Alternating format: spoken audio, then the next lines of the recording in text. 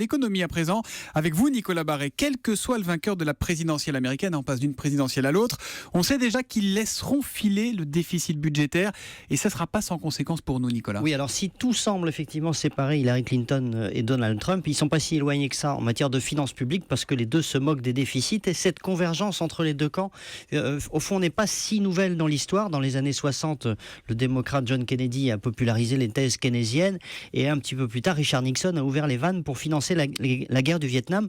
Historiquement d'ailleurs, la droite américaine, les républicains ne sont pas les plus vertueux. Les déficits n'ont jamais autant augmenté que sous Ronald Reagan et ensuite George Bush, selon cette bonne vieille théorie selon laquelle, pour faire repartir la machine, il faut baisser massivement les impôts et tant pis si ça prive l'État de recettes. C'était d'ailleurs la théorie de Ronald Reagan. Il faut affamer la bête, disait-il. C'est comme ça que l'État maigrira.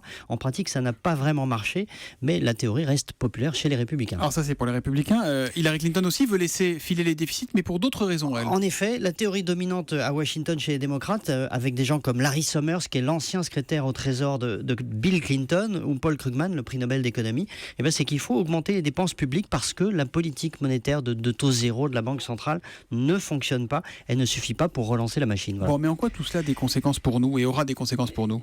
Parce que si Trump et Clinton laissent filer les déficits comme ils en ont l'intention, ça va pousser la Banque centrale américaine à remonter ses taux d'intérêt plus rapidement que prévu. L'Europe, tôt ou tard, devra suivre. Nous nous retrouverons avec des taux d'intérêt plus élevés. C'est pas notre intérêt aujourd'hui.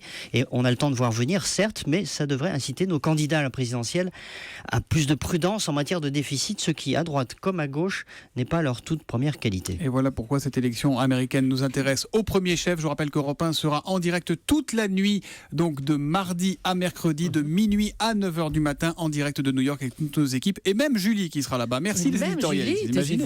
Julie.